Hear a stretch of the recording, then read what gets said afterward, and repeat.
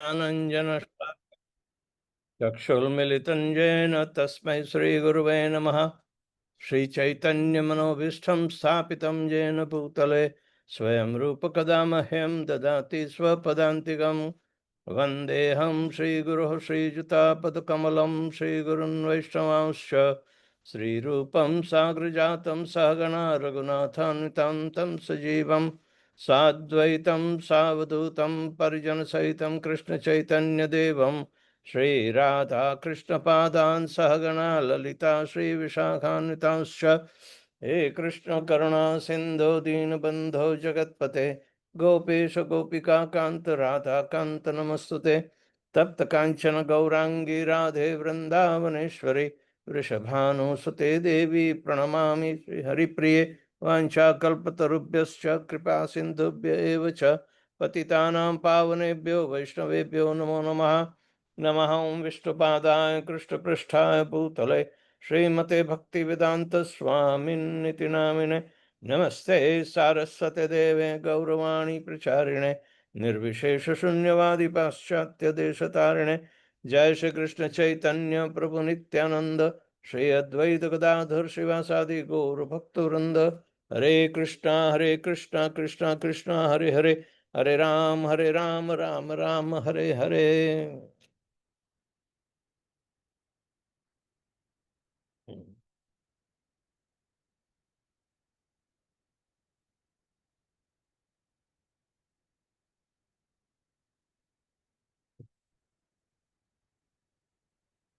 So we are continuing with what Prahlad Maharaj said about the pure devotion. Jiva Goswami is referring to that in his Bhakti Sandarbha Anuchcheda 217, that Swarupa Siddha devotional service is manifested when devotional service is no longer mixed with jnana and karma, and when the devotee has pure, unwavering devotion of the Lord.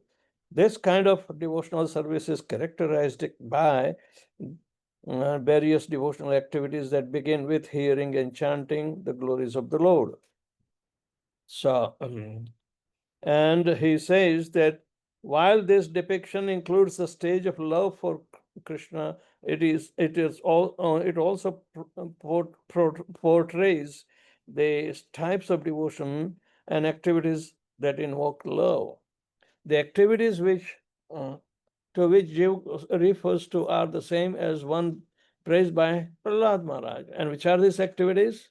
Shravanam Kirtanam Vishnoho, Smaranam Padasevanam Archanam Vandanam Dasyam Sakhyam Atmanivedanam Iti Punsarpita Vishnu Bhaktyaschainnavalakshana Kriyeta Bhagavati Adhyartan Manye Aditam Uttamam.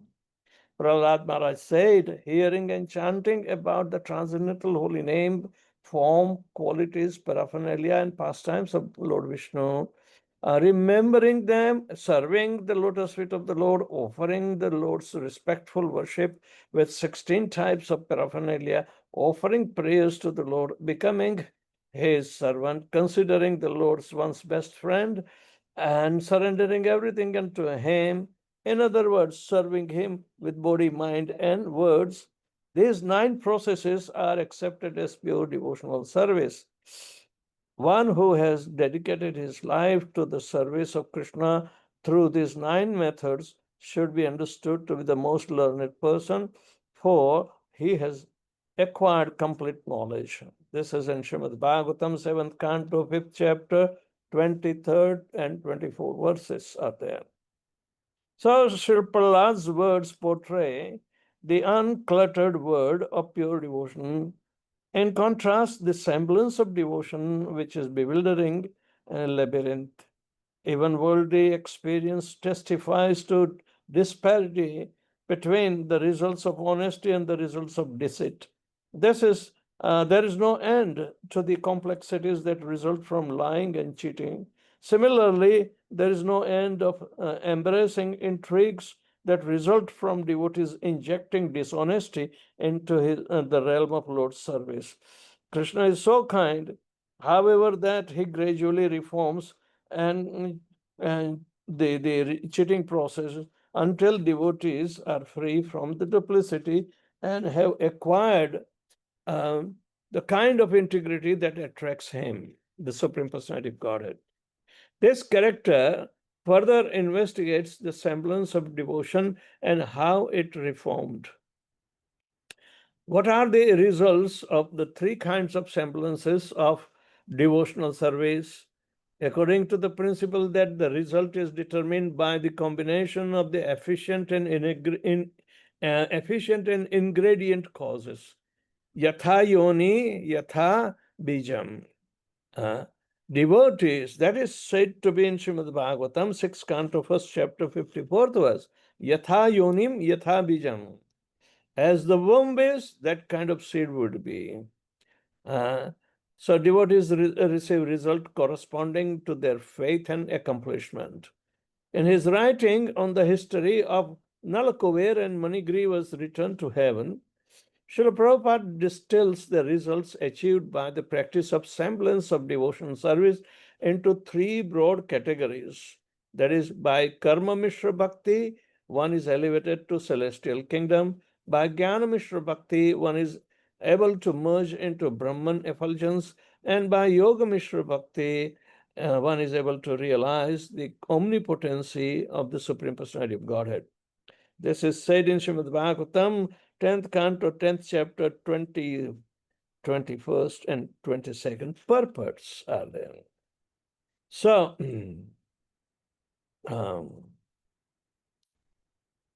these three results are secondary rewards for semblance of devotion. They are Vedic enticement meant to trick people into practicing devotional service. And primarily, the only worthwhile reward by the company of pure devotees, all three types of religionists gradually acquire a state of bhakti. As that the taste matures, their mixed devotion is gradually purified of all traces of karma, jnana, and yoga. And in time, it reverts to its original unalloyed form.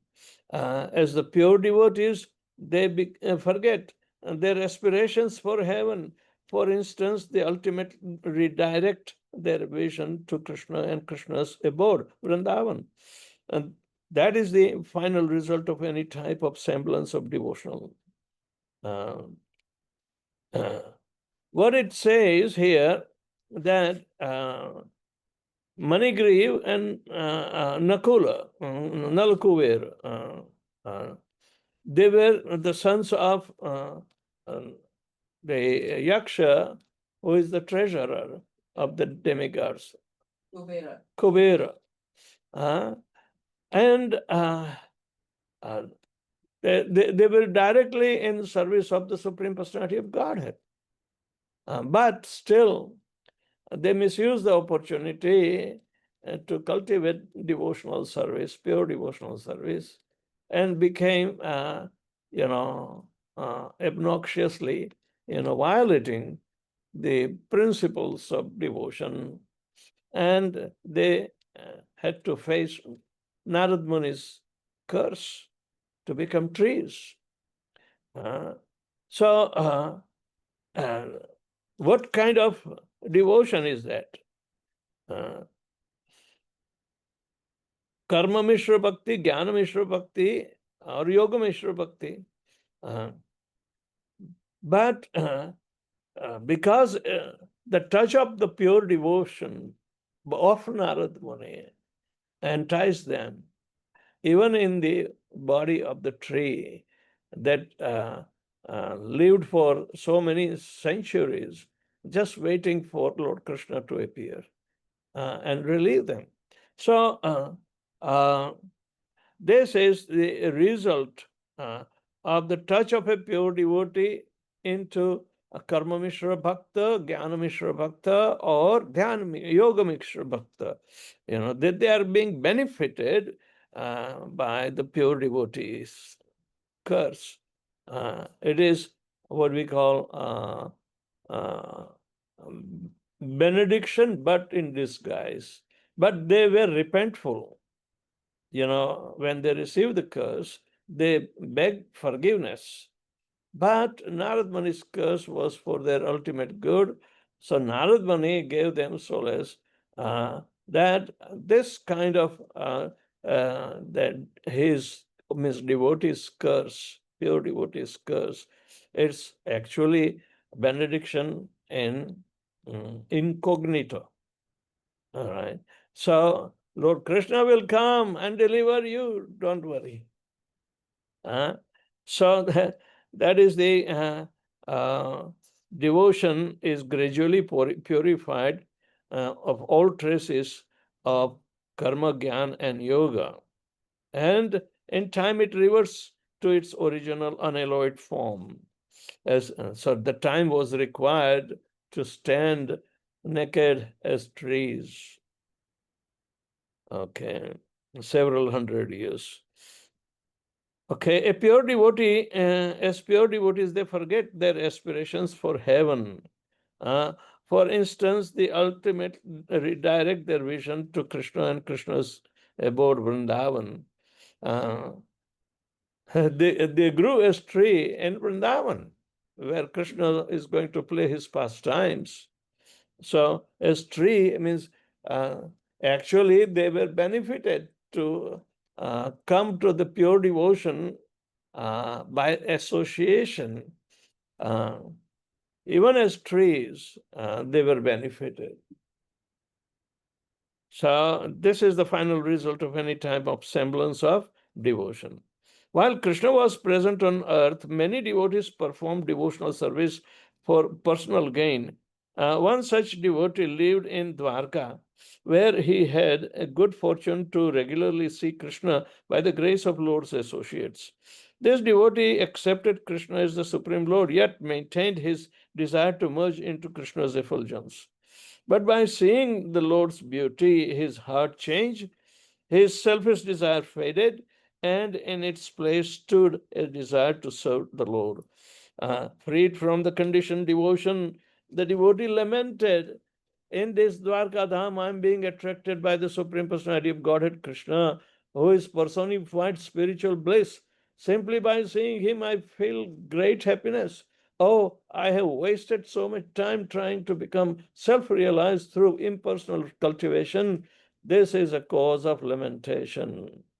And Bhakti Rasamrita Sindhu, this has been cited by Rupa Goswami in the 3rd canto, 1st chapter, 34th verse. Scriptures and Vaishnavas Acharyas stress that the importance of the company of pure devotee.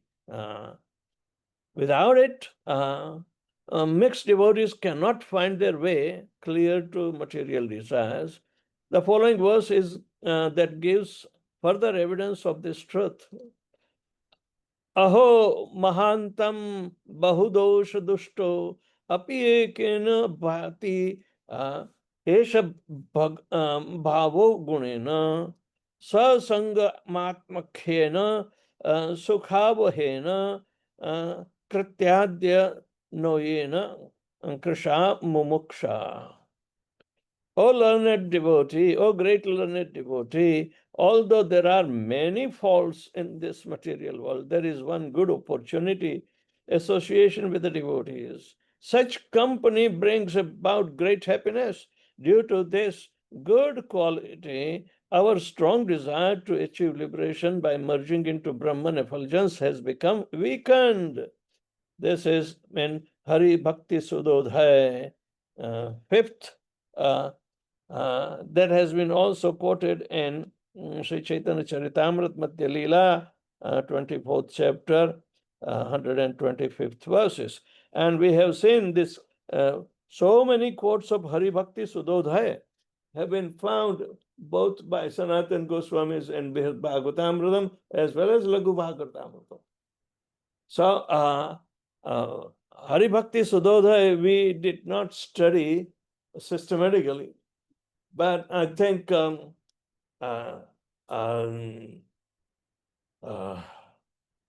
it may be also side by side reading matter. Hari Bhakti Sudodhaya is written by whom? Forgot. I don't know.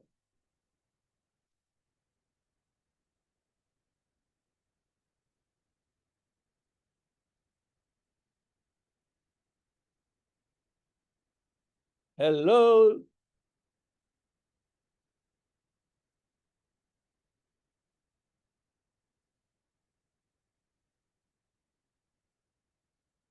Hundred pranams, Guru Maharaj.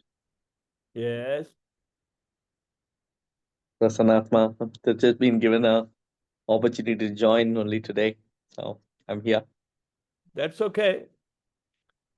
You came in my mind yesterday only. Gurudev. Hare Krishna. Hari Bhakti Hare- Sudodaya.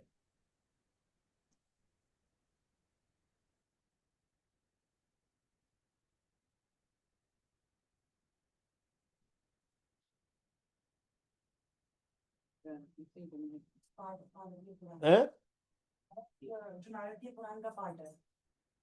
Yes, within the Naradiya Purana. Within the Naradiya Purana. Within the Naradiya Purana.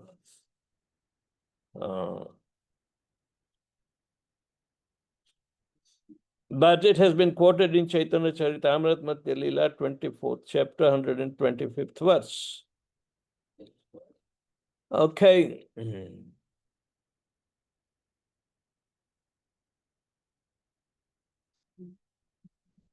According to the mature opinion of great Vaishnavas, not all practitioners of semblance of devotion are worthy to be called devotees. But yet we call everybody a devotee. Neither are they all elevated to pure devotion. Some stagnate, others slide into the state devoid of bhakti. Their fate depends on the degree to which devotion is present in their spiritual discipline. Srila Prabhupada writes, Bhakti may be considered in three stages called Guni Bhuta, Pradhani Bhuta, and Kevala. According to these stages, there are three divisions which are called Jnana, Jnanamayi, and Rati or Prema. That is a simple knowledge, love mixed with knowledge, and pure love. This is in Srimad Bhagavatam, 10th canto, 3rd chapter, 31st verse. So, Guni Bhuta, Guni Bhuta. Guni Bhuta means existing in the form influenced by the three modes of material nature. That bhakti. Then Pradhani Bhuta. Pradhani Bhuta, that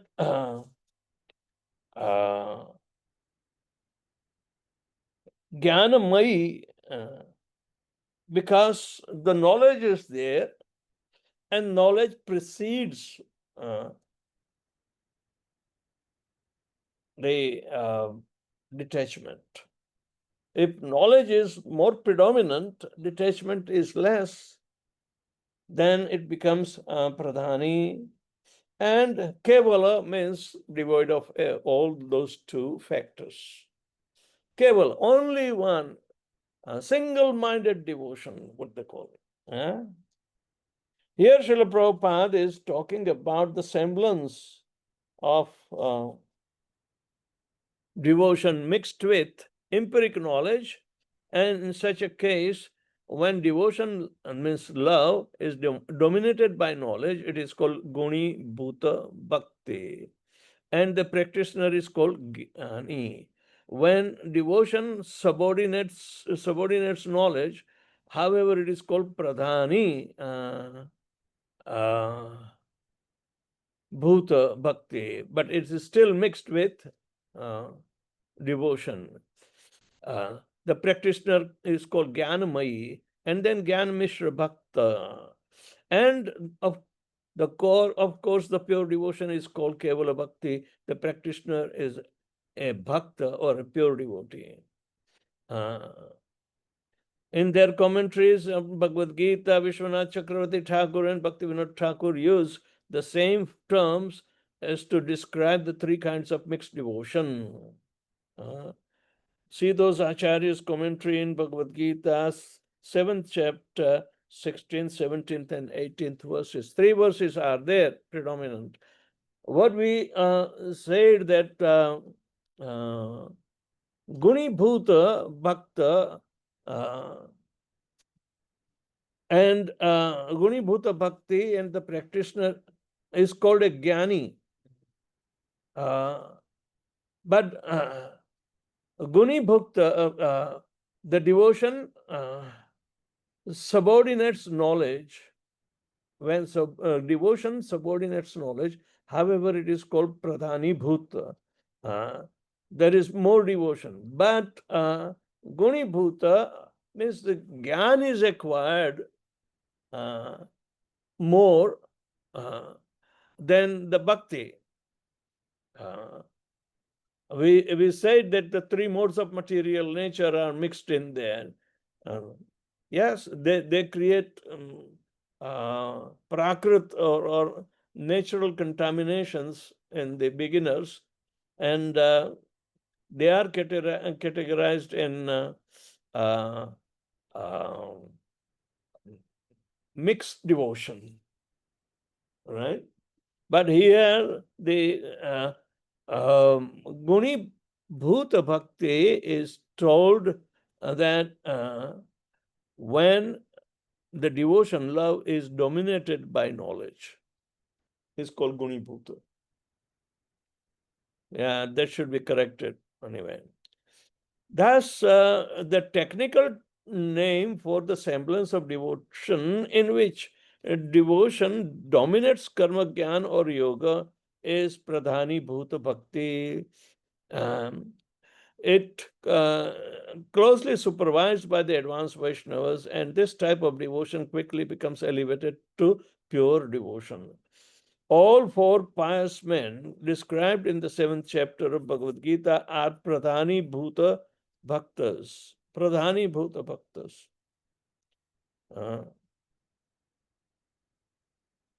Artharthik Jigyasu Jnani Chaparsar. And they are called Pradhani Bhuta. Pradhani Bhuta Bhakti Bhaktas.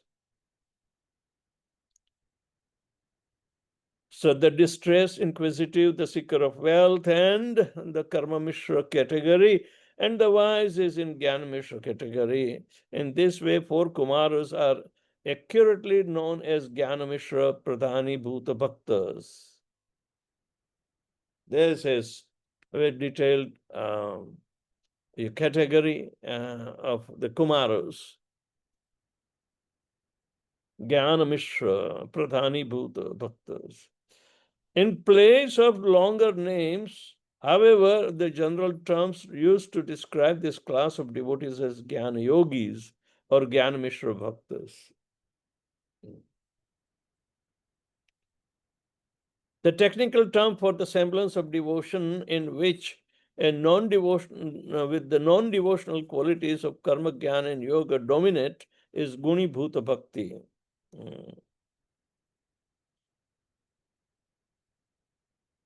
Yogis under the sway of these qualities generally will not humble themselves before the pure Vaishnavas. They take devotional service as the means to attain heaven, liberation, or mystic power. They are not devotees, they are karmis, jnanis, or yogis. Unfortunately, in their so-called effort at perfection, they are like farmers who beat the husk of rice after the kernel has been removed. They endure many hardships but gain nothing. Lord Brahma says, Shreha Sritim Bhaktim Udasyate Vibho Klishyanti Ye Kevala Bodha Labde Tesham Asau Klesha Asa Kleshala Eva Shishyate Nanyadyatha Sthula Tushava Ghatinam. My dear Lord, devotional service unto you is the only auspicious path. If one gives up simply for the speculative knowledge or understanding that these living beings are spirit souls and the material world is false, he undergoes a great deal of trouble. He only gains troublesome and inauspicious activities. His actions are like beating husk that is already devoid of rice. His labor becomes fruitless. This is in Srimad Bhagavatam, 10th canto, 14th chapter, 4th verse. They are karmis, jnanis, or yogis.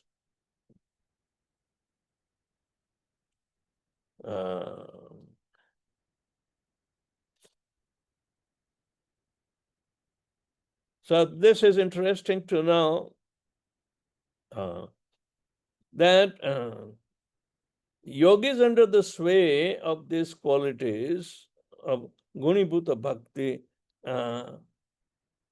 generally will not humble themselves before pure Vaishnavas. They are adamant. Their mystic power, or they take devotional service as the means to attain heaven, liberation, or mystic power. They are not devotees, they are karmis, jnanis, or yogis.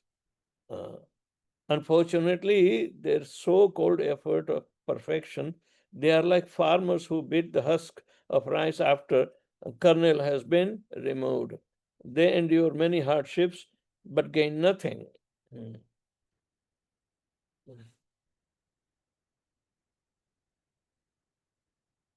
Asraddhana purushasya dharmasyasya parantapa aprapnun mam nivartanti mrityu sansar vartmani.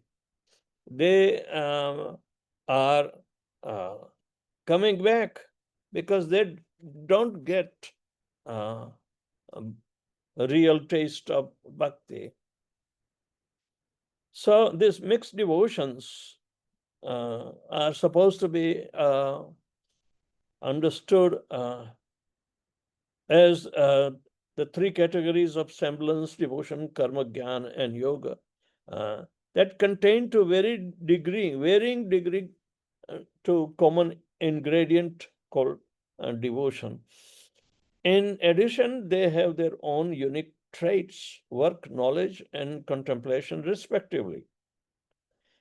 These four ingredients combine to form innumerable subdivisions in each of the three broad categories of the semblance of devotion. In this regard, Srila Prabhupada writes, actually the path of devotional service is one without a second, but according to the devotee's condition, devotional service appears in multifarious varieties. This is in Srimad Bhagavatam, 3rd canto, 29th chapter, 7th verse purport, Srila Prabhupada says. What it means, the semblance of devotion, which is there, but because the devotion is subordinate to karma, jnana, and yoga. So there are varying degrees of common ingredients, the devotion, varying degree. So in addition, they have their own unique traits, work, knowledge, and contemplation along with the devotion. These four ingredients combine to form innumerable divisions in each and of the three broad categories of the semblance of devotion. And Srila Prabhupada has said, actually the path of devotional service is one without a second, but according to the devotee's condition, the devotional service appears in multifarious varieties. So everybody is not on the same platform. We have to follow the strict direction of Srila Prabhupada, and this is without a guile.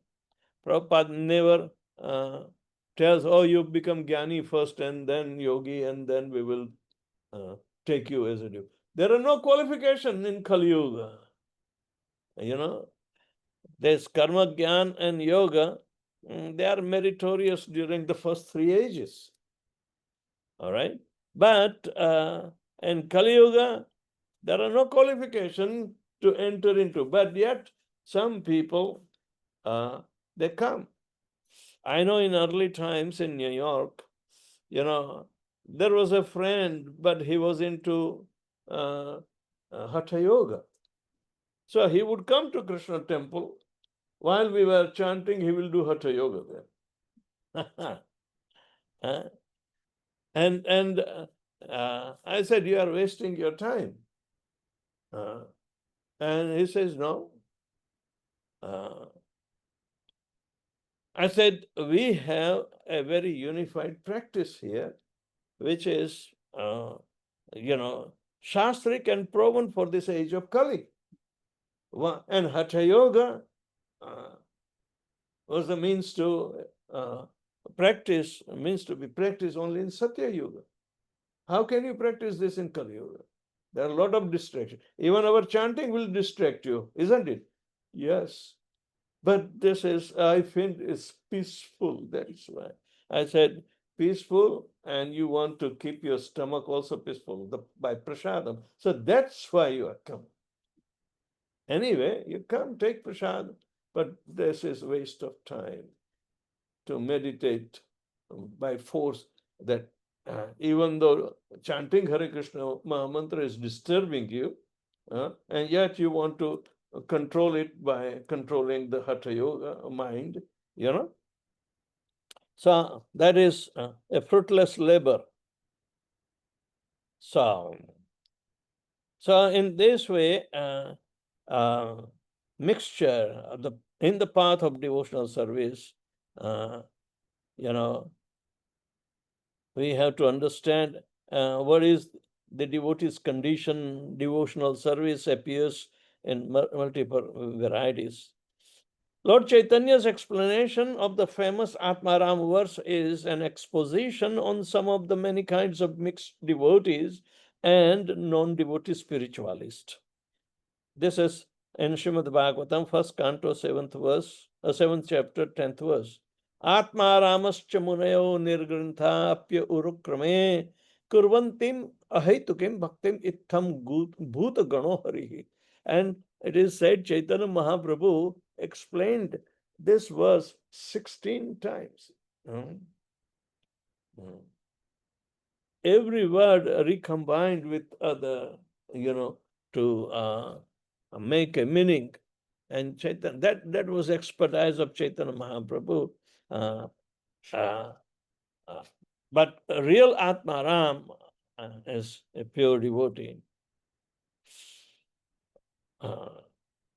One of the self-realized, Lord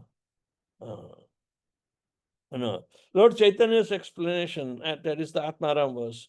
Sri Chaitanya Mahaprabhu described the verse to Sanatana Goswami in only 61 ways. Oh my God.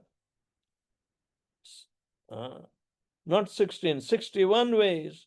By his own admission, he has spoken of only a few of unlimited kinds of mixed devotees. Of the self-satisfied sages, the Lord describes the following 13 types of jnanis and yogis, give an idea of the varieties in mixed devotion service. This is in Chaitanya Charitamrita Madhya Leela, 24th chapter, 163rd purport.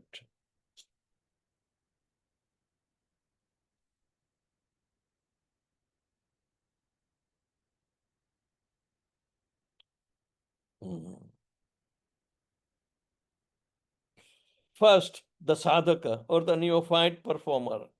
Second, the Brahmamaya or one absorbed in thought of impersonal Brahman. Third, Prapta Brahmalaya, one who has truly attained Brahman perfection.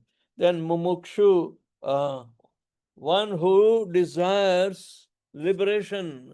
Jivan Mukta, one who is liberated in this life. And Prapta Swarupa, one who has attained the original constitutional position. And Nirgrantha Muni, the completely liberated saint. Then Sagarbha Yoga Rukshu, the yogi meditating on the four-handed Vishnu form and desiring yogic perfections. Then Nigarbha Yogarukshu, one who is trying to perfection for perfection in impersonal meditation. Then Sagarbha Yogarudha, that one who has been elevated to platform of yogic perfection by meditating on Vishnu form. Then Nigarbha Yogarudha, the impersonalist yogi on the platform of perfection.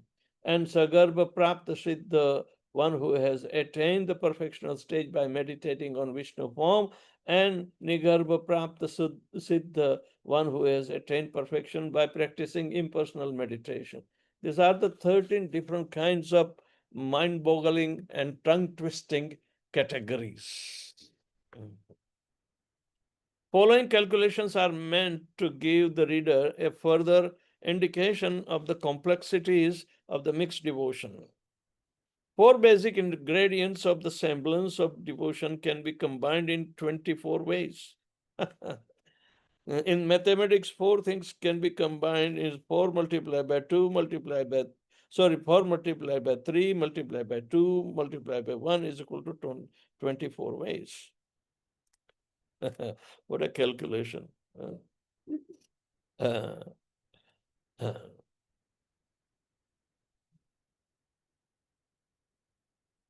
So, add to them the influence of the 3 modes of nature, and combination increases to at least 22. 72. Yeah. A conservative estimate, considering that the modes of interact in unlimitedly. By Srila Prabhupada's calculation, the influence of the nature is responsible for at least 81 categories of devotion. And Prabhupada has been speaking in Srimad Bhagavatam, 3rd Canto, 29th chapter, 10th verse purport. He says the 3 modes of material nature combined with, intercombined. 3 into 3 is equal to 9, 9 into 9 is equal to 81. 81. This is how Prabhupada was calculating. You know? We should really multiply 81 by 24. Yeah. This is called taints, different taints. And I used to give the example of that color mixing process. You want a particular shade, then you think of it, you know, and according to your nature, the mode of material nature influences on your knowledgeability. They are all tainted. They are not coming into pure devotion. They are called semblances. That is also a word we have come across. He's not Shuddha Bhakta, Bhakta Praya. It's called Bhakta Praya. Yeah, but Vinayak Thakur says that about Kanishta devotee. Otherwise, it's called friend of Bhakta, but not Bhakta. The Praya means million. Yeah.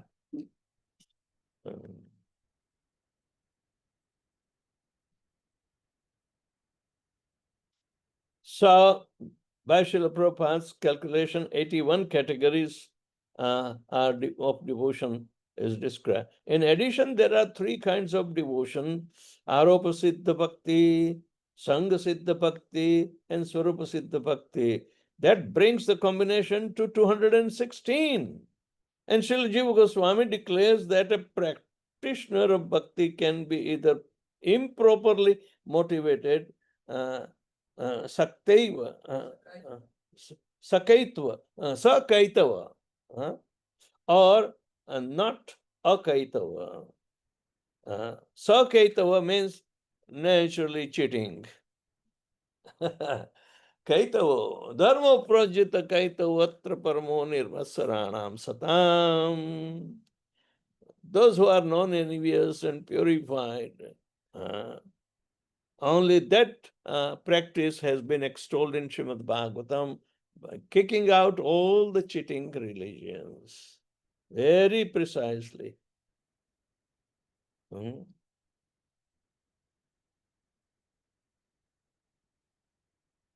This additional twofold divisions brings the combination to 432.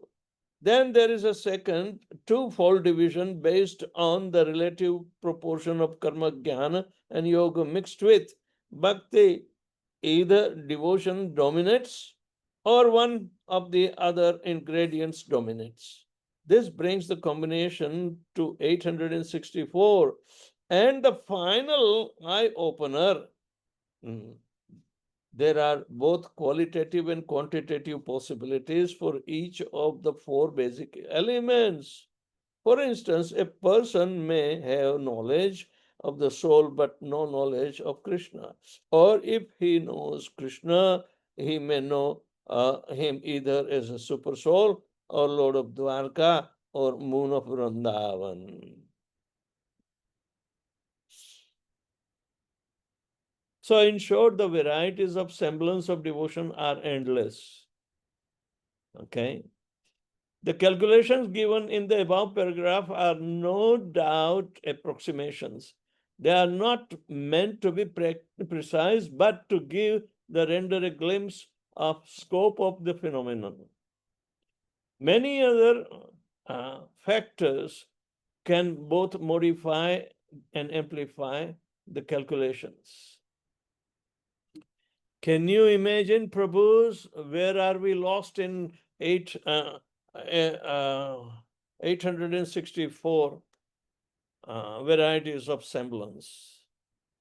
We are not pure devotees yet, but we want to understand what does pure devotion means.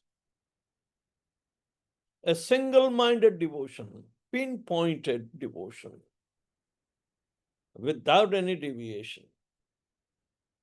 And just imagine how many names are there to describe these innumerable categories. We don't remember even. When we read, then we struggle with understanding that we read before. So,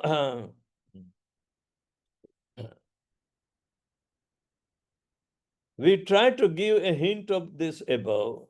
For instance, in Karma Mishra Bhakti, also known as Karma Yoga, when a practitioner is attached to the results of work, he is said to be engaged in Sakama Karma Yoga.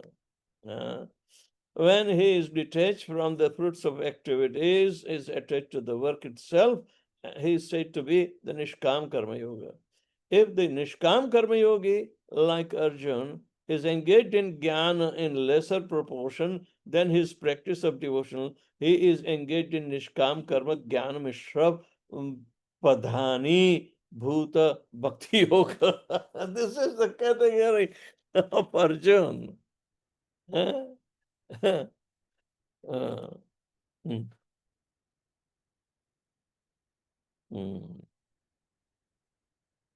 But if his practice of jnana is in higher proportion than his practice of devotion, then he is engaged in Nishkama Karma Jnana Mishra Guna Bhuta Bhakti Yoga. And because this type of bhakti is only practiced to achieve perfection in jnana, it is strictly speaking not bhakti at all.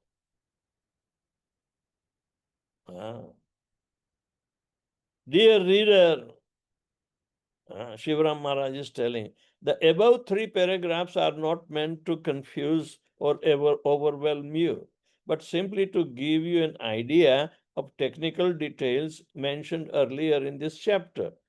Please know that this section only touches on the subject of semblance of devotion.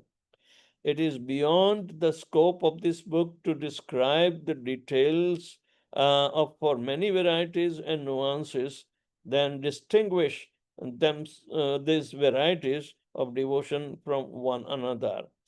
Neither it is necessary to know all these details, but the basic principle underlying the semblance of devotion have been explained in plain English with the hope that you will be able to avoid the allurement of the semblance of devotion and remain fixed on the path of pure bhakti.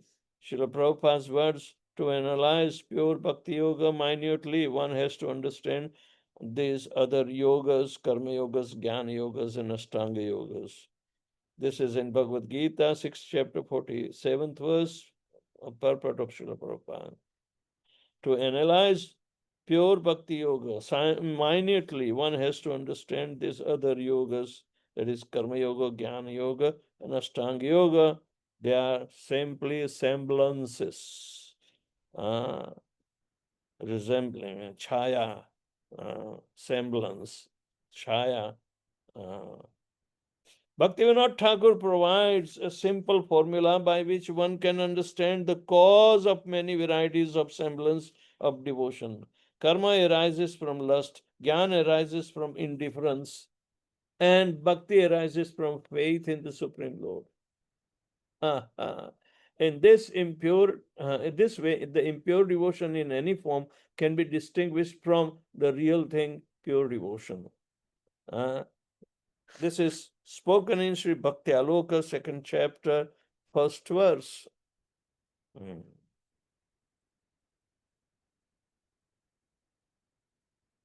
Sometimes the devotees think, I am satisfied by practicing a semblance of devotion.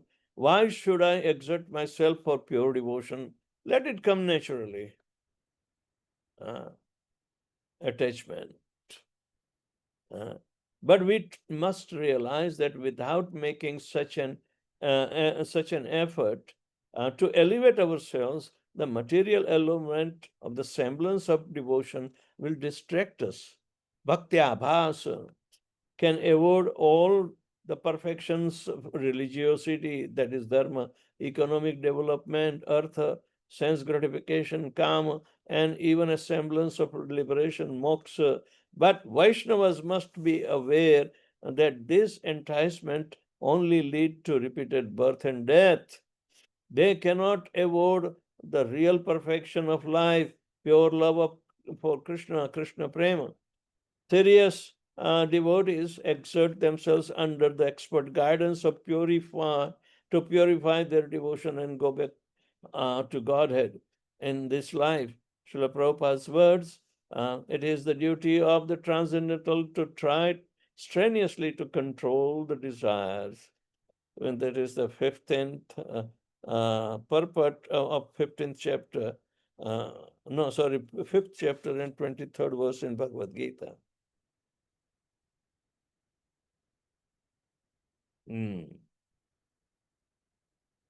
It's the duty of a transcendental life to try to strenuously to control the desires of even jnana, karma, or yoga. They should not indulge. Devotees interested in more details about different types of the karma mishra bhakti, jnana mishra bhakti, or yoga mishra bhakti can find them in commentaries of Bhagavad Gita by Vishwanath Chakravarti Thakur, Baldev Vidyabhushan, and Bhaktivinoda Thakur. The semblance of devotion has almost endless varieties, but the two characteristics are common to all of them, that the first is the practitioner spirit of independence from Krishna, and the second is the invaluable ingredients of devotional service. Broad-minded Krishna and ever well-wisher of his devotees, even those who with dishonest motives arrange for the potency of the devotional service to gradually devolve the independent spirit and lead his devotees to altar of pure devotion. This is very important, that even though our chances are very meager in understanding all the types, what to speak of practice of them, we have no experience of this. But understanding theoretically all the varieties of the combination which contaminate the devotion, pure devotion,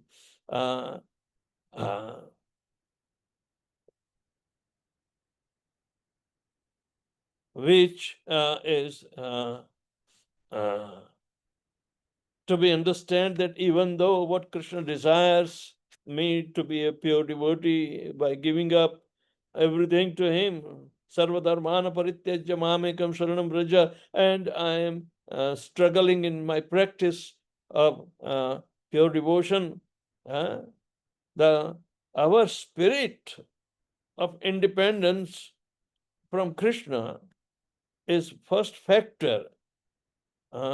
And second is the invaluable ingredient of devotional service. Invaluable ingredient of devotional service is what? Well, just Eh? because they're Mishra Bhakti, so there is some devotion service. I think it's Right. Anything that applies. Broad-minded Krishna, the ever well-wisher of his devotee, even those with dishonest motives, arranges for potency of devotional service to gradually devolve into independent spirit that lead his devotees to altar of the pure devotion. This can be taught, that regardless there are all varieties, we are not going to be dwelling in. So, anya bilashita shunyam, jnana karma anavritam, even that knowledge of all these varieties, but become aloof from that. Anukulyena Krishna Anushilanam Bhakti. Only one factor we have to see, that how do I become, favorable in my devotional service to Lord Shri Krishna. You cannot twist the hand to achieve the favor of Lord Krishna, but you can desire to perform favorable service to Lord Shri Krishna. You may do trial and error. Sometimes we do make mistakes, but immediate begging of forgiveness in any stage of our devotional practice, when we learn, we beg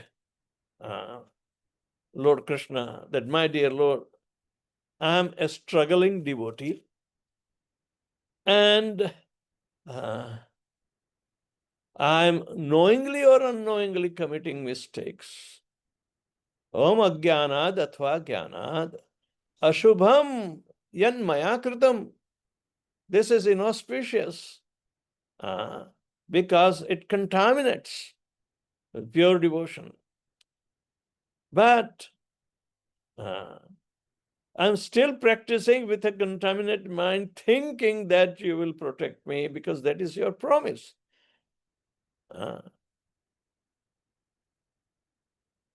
You are tolerant of our mistakes. Iti sansmritya pranan samadhyaryamyam. Remembering you over and over again, that you said your promise that my devotee will never perish. Name bhaktya pranashyati. Bhaktya is plural, and there are varieties of bhaktis, contaminated, pure, like that. So that is the only hope, because you are tolerant of my mistakes, my misunderstandings.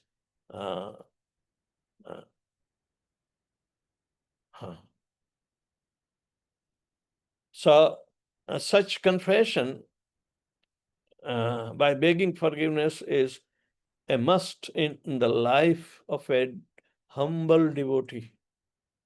So whatever we do, we should not be enamored by jnana and karma or yoga in our practices. They are actually stumbling blocks in executing pure devotional service.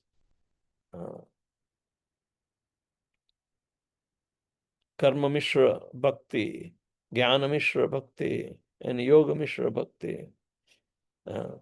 They create semblances and varieties. So,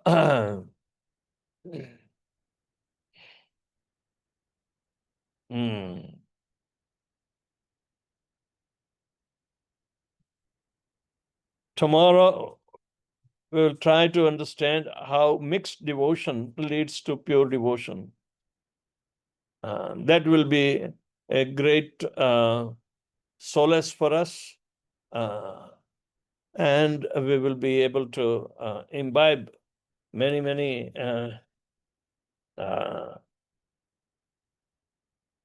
new what you call promises, new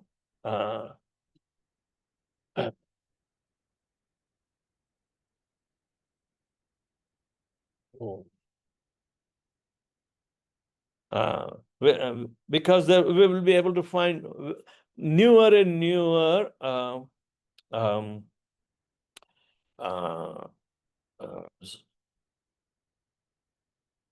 what do we call not the solutions, but The hopes. eh? Hopes. New hope. You'll Ah. find more hope. Sympathizing or sympathies, newer and newer condolences. That is a need that is very much needed to us. Newer and newer condolences. Please do not become disappointed wherever you are struggling. But this mixed devotion also leads to pure devotion. And how it leads, we have to pay so much importance to the word. Okay. So anybody has any question so far? Siddhartha Prabhu has a Jnani question on the chat. He's saying of these listed 864 categories, two components in particular, Swarup Siddha Bhakti and Akaitava motivation, appear to describe pure bhakti, but this is all combinations of Mishra Bhakti. How do we understand? Yeah.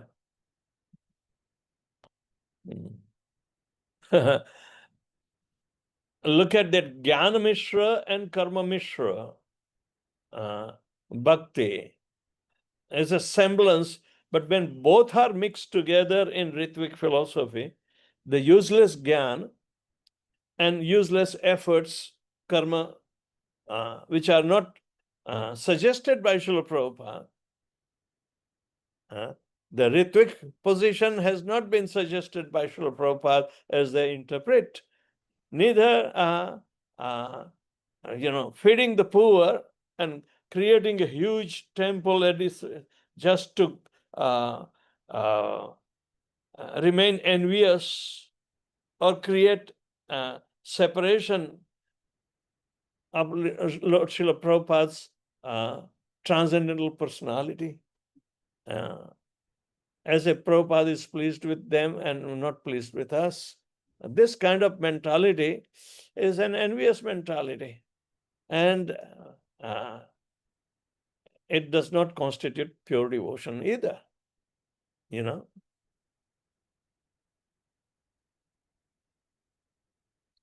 Money cannot purchase pure devotion. It's your understanding and maturity and efforts to remove all the semblances that gives only abhas. Semblance means abhas. All right. So, anybody has any question, Prabhus?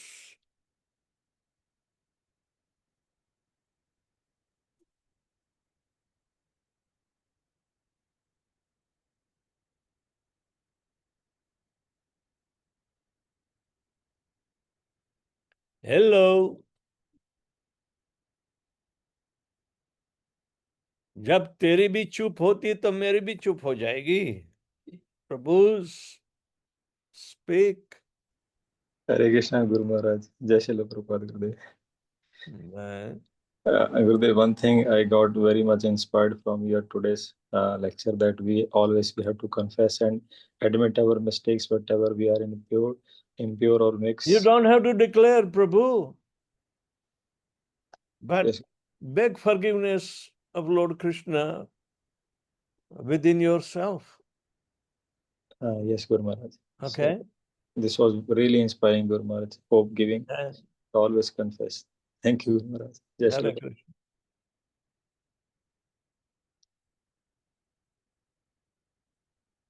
One from Taravali. Huh? Taravali Taravali Mata. chat. How to balance. Okay, I'll give it to you. Today. Okay.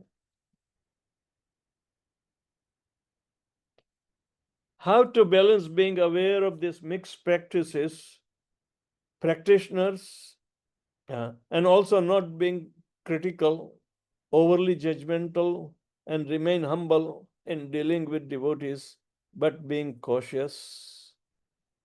By cultivating humility. Unless asked, we do not give an opinion, and that to be an honest opinion, but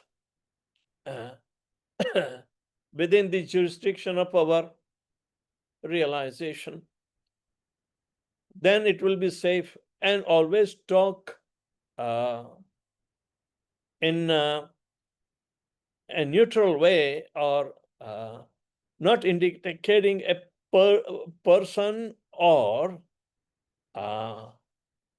the type of activities. They are mixed, or jnana, they are mixed.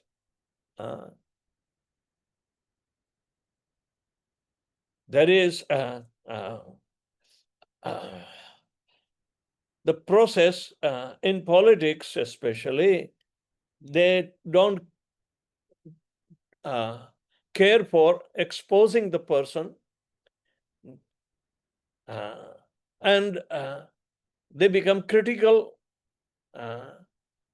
as if they themselves cannot make such a mistake. So that remains holier than thou position. But we, as a humble devotee, we should always talk in neutrality or indifference.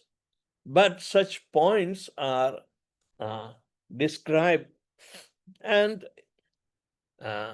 we do not pinpoint a particular person who is doing this, or refrain from that. Criticizing a devotee, however,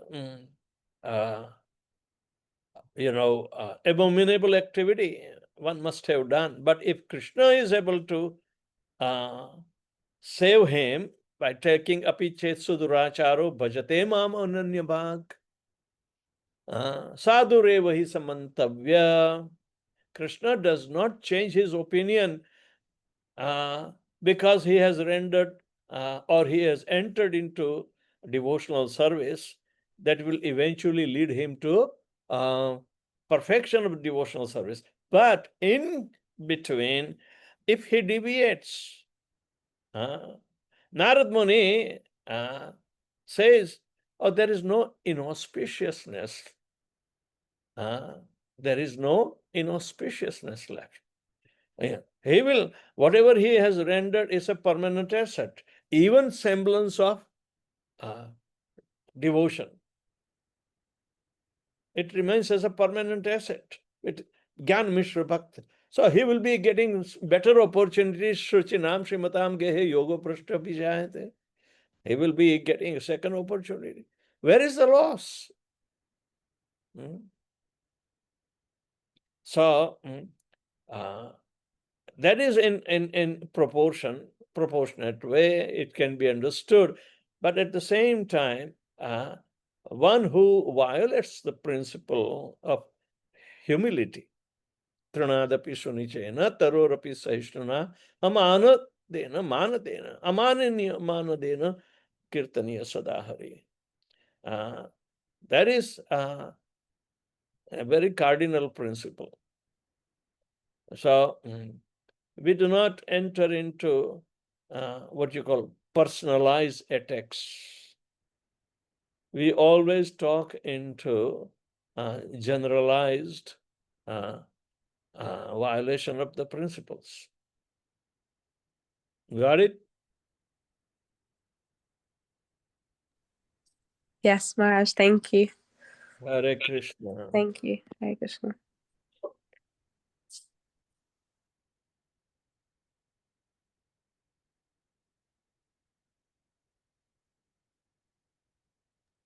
Can I ask a follow-up question, Maharaj? Yes. Yeah, just what about what about in dealings when devotees come maybe to you and start, revealing something or expressing their judgments or criticisms or things like that of specific devotees, then how do we deal in that instance? Of course we shouldn't engage, but if people come to you and start saying things, then how to just not get entangled into that.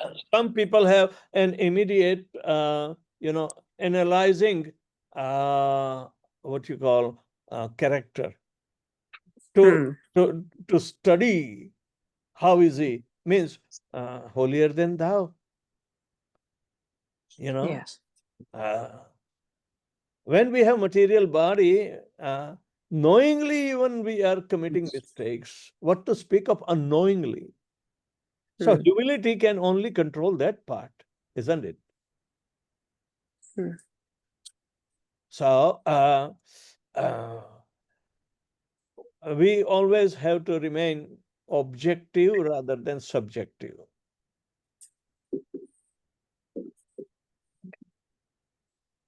Yeah, there will be a lot of varieties of approaches. But those who are, simply jumping by their mental speculation, then they may also go wrong.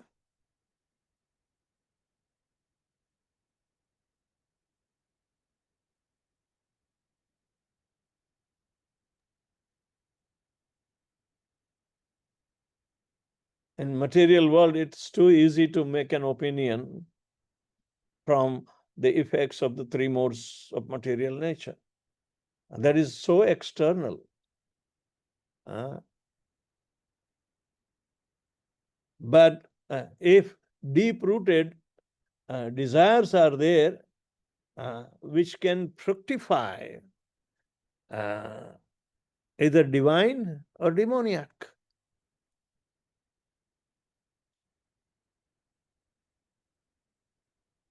That is showing an internal status of devotee and differences between the demigods and demons. Demigods must be highly introspective entities, while the demons do not. They are extrospective already. Demons cannot approach Lord Shri Krishna,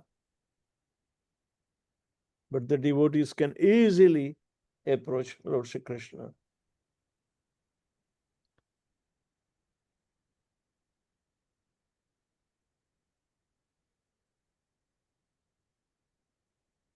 We come across so many devotees. And should we desire to become judgmental on everyone? No. You can't alone do this. So we generally take help of the senior devotees and go through the recommendation. Then if our personal interactions are not satisfying, then without any waste of time, we can seek for somebody of a higher nature. But there is no need to criticize. There is no need to neglect. He is a devotee at certain stage. Because Krishna is individualized for everyone, the process is common and sublime, but the practitioners make it different because of their previous conditioning of guna, karma, ityadi. Even the acquisition of knowledge thereafter. Everything becomes mixed up, even in devotion. But pure devotion is bereft of all this. But gradually it will take us to pure devotion, and that will be the subject matter for tomorrow. Okay? Thank you so much, Maharaj. Okay. Prasanatma is unmuted. I don't know if he's. Who? Prasanatma. Yeah. Do you want to speak, Prasanatma? Hare Krishna Gurudev. Yes. My humble obeisance, all glories to Srila Prabhupada. Very, very interesting class, Gurudev. Been enjoying it every You moment that you're missed talking about many it. Yeah. by my mercy. Yes, Gurudev. Ketchup is on the group description. Gurudev, this feeling of criticizing others, does it not come from the feeling of righteousness on the person who's complaining, in the sense that they are having an issue with this person, and so all the negative aspects of that person is then described to somebody else in justifying this person's feelings at that moment, and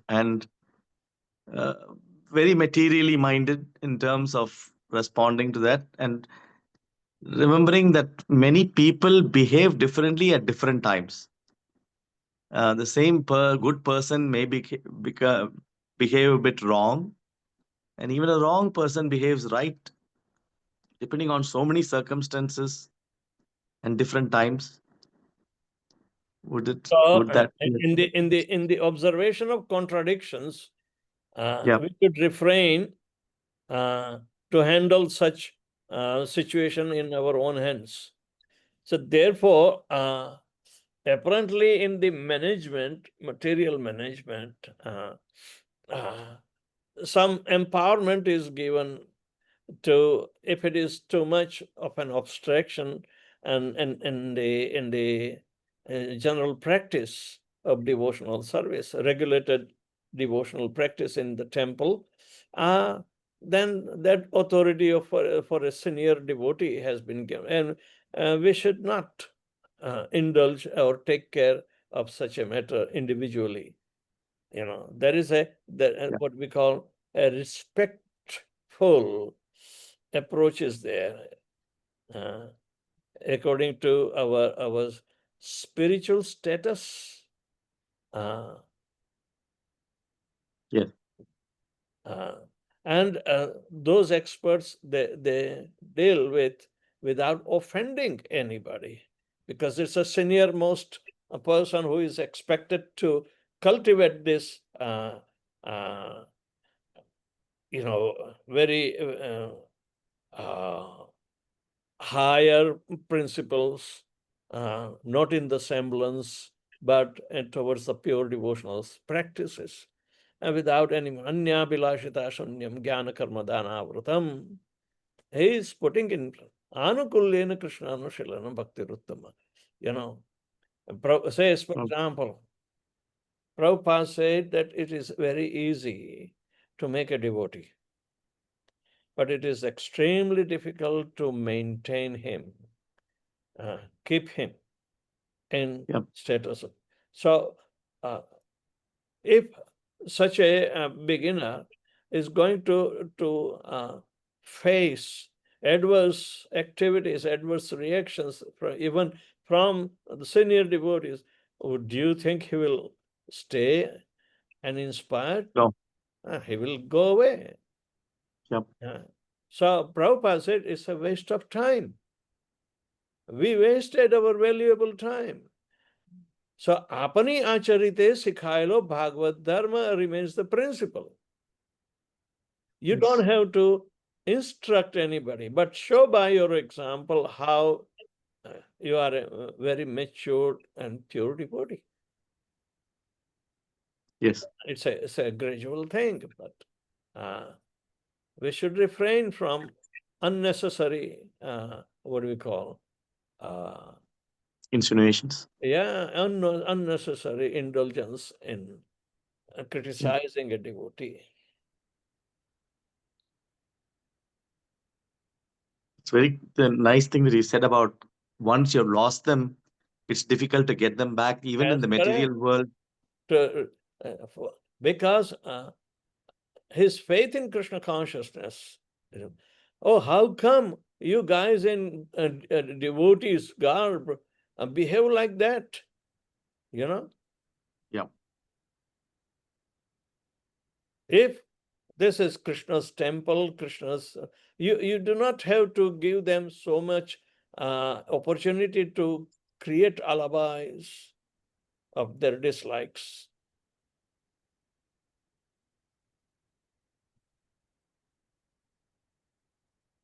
Chop out by heavy arguments, make them shut up. That is not a good practice of Vaishnavism.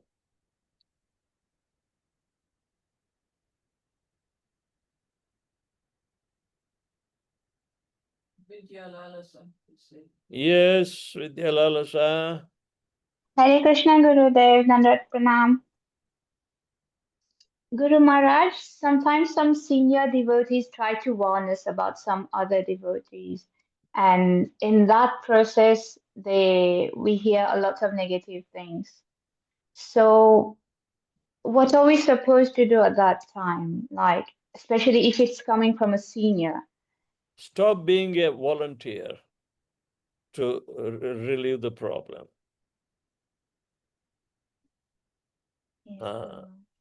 We do not require volunteers in strict discipline. Because if somebody is a volunteer, we are also volunteers. Krishna consciousness is a voluntary. Voluntary means you create a desire, you develop towards Krishna. Why should I interfere? I have obligation to look into my own development. If I'm told to take care of some other neophytes, then I can do that. But I have not to give up my status of development in Krishna consciousness.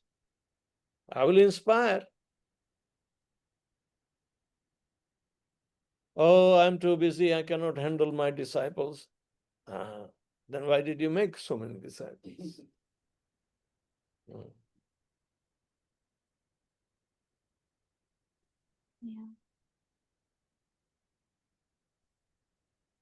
I mean, sometimes, like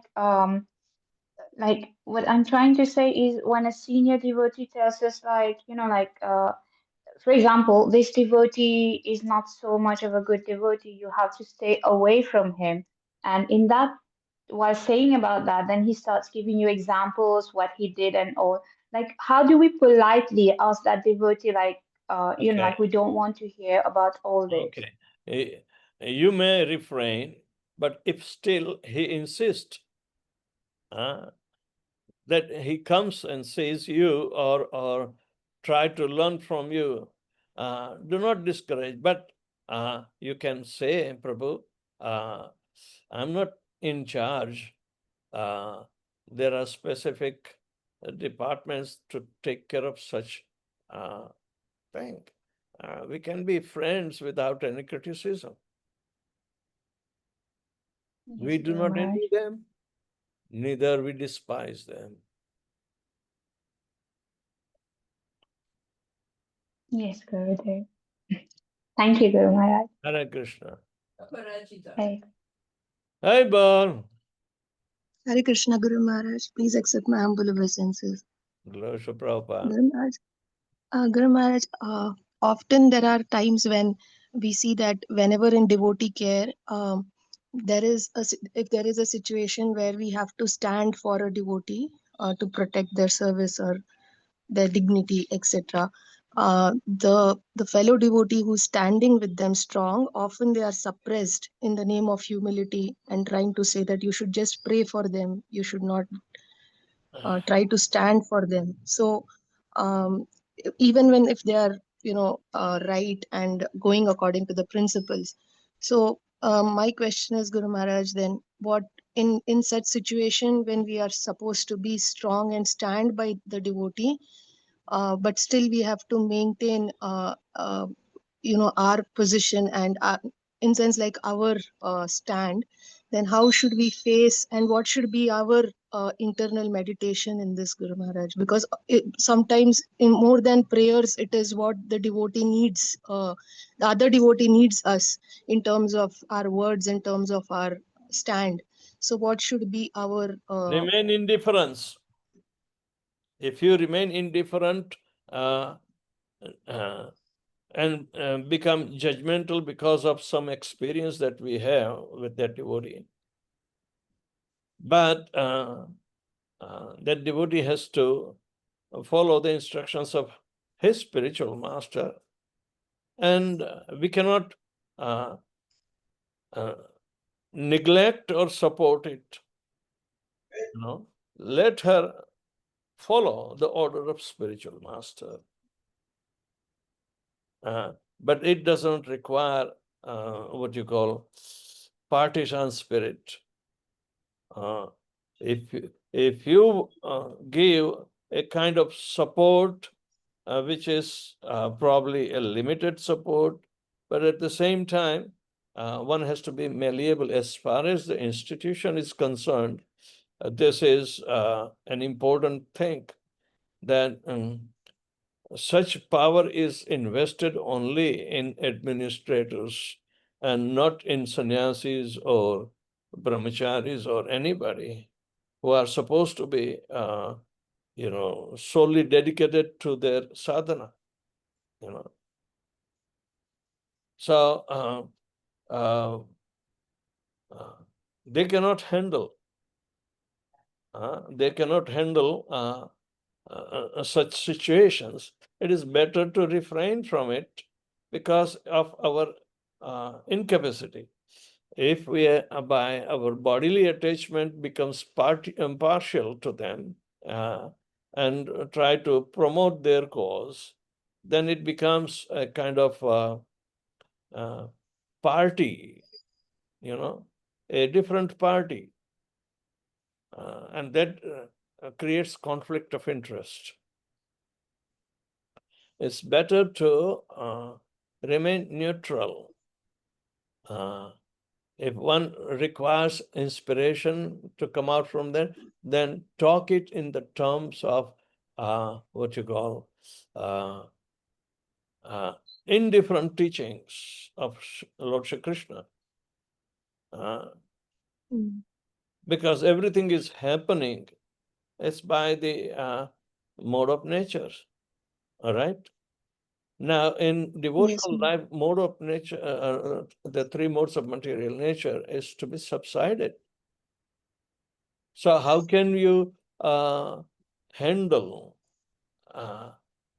the effects of the mode of nature with the mode of nature? It's wrong.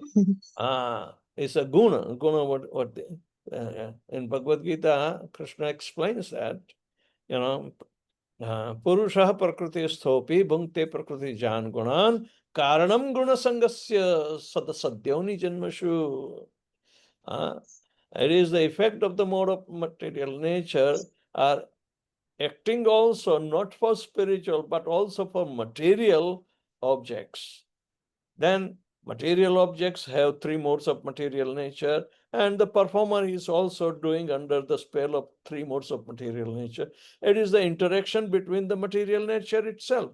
The performer is completely in a bewildered stage. He has nothing to do with this. He is not composed of three modes of material nature. By constitution, Jiva is Satchidanand.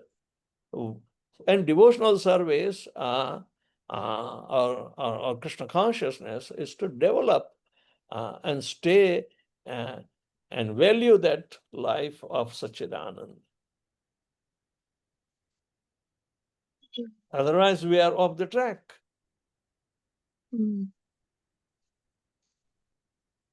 Can I ask one more question, Guru Maharaj, if it is Yeah. not too late? Yes. So actually, I wanted to ask a question about confession also. So I have seen that there are, devotees often also, they do not, even if they need some correction, or it is at a stage where they realize that they are doing a mistake, but in the fear of being judged or in the fear of being rejected in the devotee community, Yeah, even but if it who is are a we supposed to serious, correct? We have only not one correction, but only. Yeah, we are not supposed to correct others. We have to correct ourselves. yes, Guru Maharaj, but it is a generalized question for every one of us. Like, That's why. even if there are That's some, why this is the pure devotional service is an individual application, and according to one's understanding and effect that he is trying to come out. But stronger the modes of material nature, stronger will become his semblances. But regardless, it is the power of the holy name that will remove all the obstacles. They may take much more time, like offensive behavior in chanting Hare Krishna Mahamantra. Only the first, offense cannot pardon by the holy name itself. But others will gradually, yes. Right? So it is the power of the holy name and the degree of our sincerity. If we chant, the holy name reciprocates with us.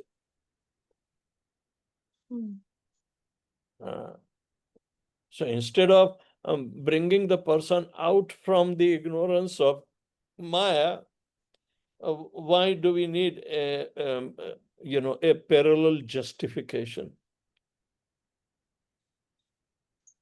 That is not the purpose of Krishna consciousness.